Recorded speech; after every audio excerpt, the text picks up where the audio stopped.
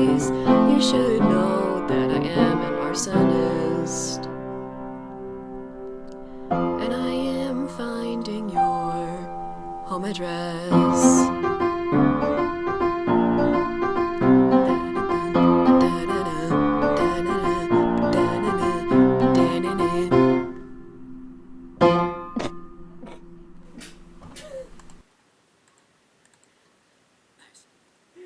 So stupid.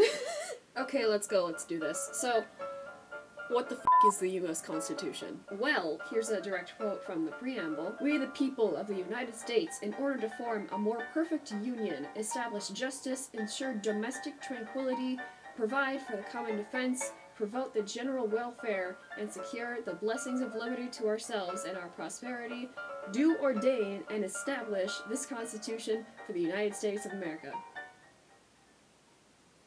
What? So basically, it's just like, hey, do these things. How the f*** is it structured? The Constitution is separated into articles. There's about 7 of them originally, or something like that. I don't know, man. And those articles are further separated into sections and stuff. Originally, I had a bunch of like summaries of the certain articles and stuff like that, but I don't want to read that because I don't have time. It just goes on to set up the basics of our government and the basics of our human rights, I guess. I just got flashbanged by the red dot. Ugh! Okay. How the frick has it fared over time? No, actually, no. How the f*** has it fared over the time? Over the time? Over time. Over time. This is me. Hi. I'm tired. It hasn't exactly fared well, but it's good enough for us to still have it. And amendments are hard, so thankfully the Constitution by itself is good enough. How the frick do we change the Constitution? The frick? Article 5. Amendments. They can be proposed.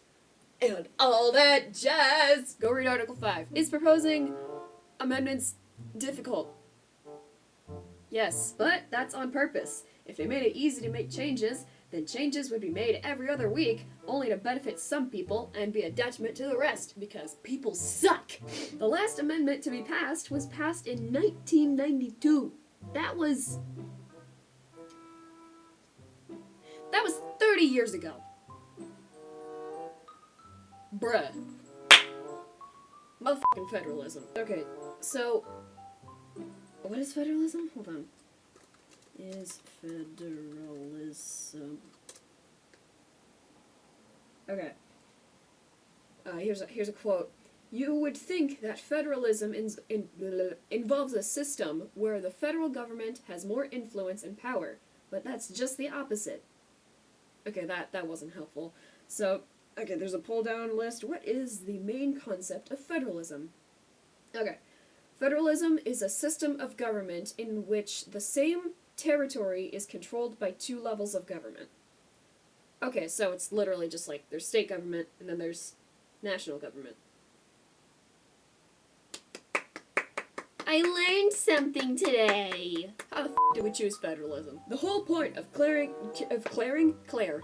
Oh god, Claire, she's coming. The whole point of declaring independence was to get away from oppressive governments. So, the people writing the Constitution didn't exactly want to create another oppressive government, so they made sure that if it was going to be oppressive, at least there'd be 2 layers of it. I'm being very much like an asshole here. Listen, I procrastinated on this, alright? You can't blame me. What the f*** are the federalism powers and shit? Basically, the government powers are divided between the state and the national governments. Enumerated powers are as in coining money and like conducting foreign affairs and shit.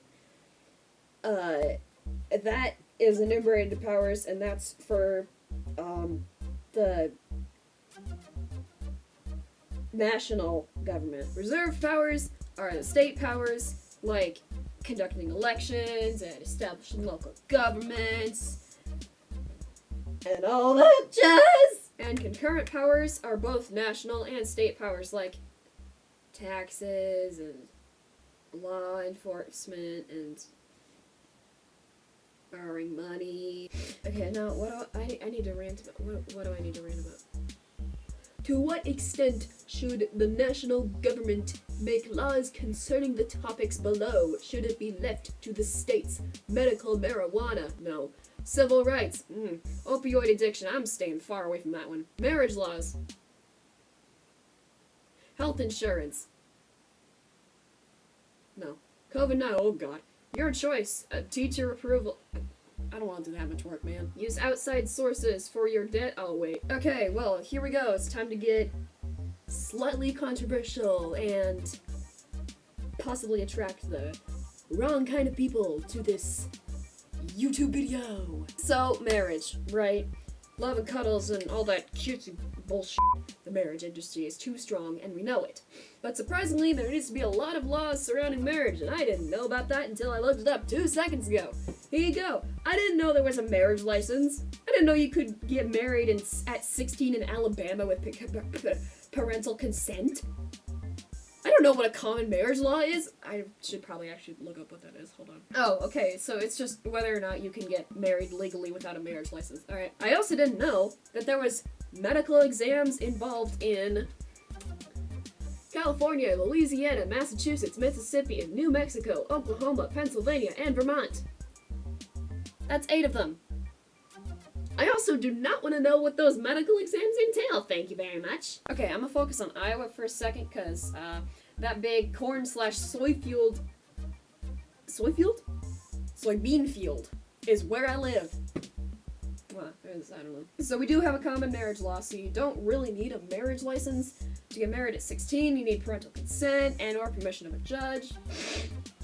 Frick. To get married without all that crap is age 18, like everywhere else, at least I hope. No medical exams, and the waiting period before a marriage license is 3 days. I don't know what that last thing means, and I don't especially care. I've been going for 7 minutes on this crap. But what I'm more interested in is gay marriage, because, as happens, I am indeed homosexual. And I might like to get married eventually. And I would probably like to do it legally.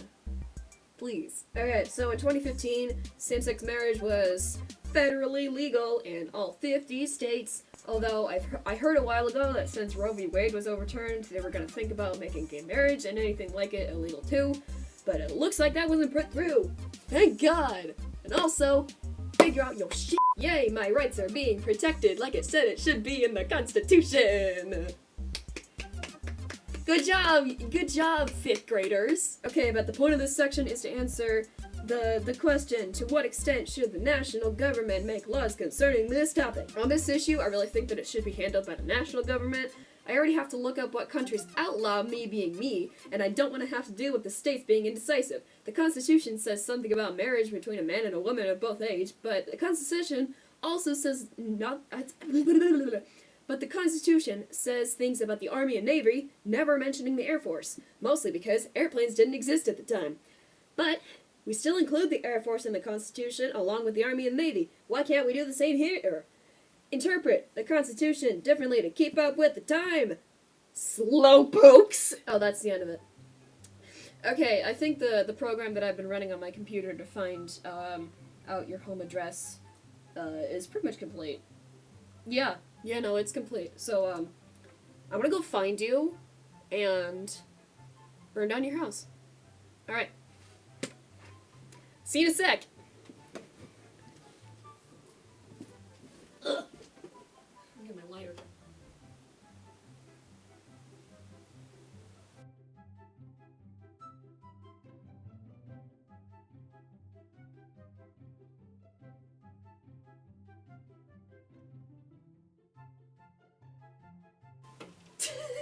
It's such a stupid joke. Why do I make these jokes? For legal reasons, that's a joke.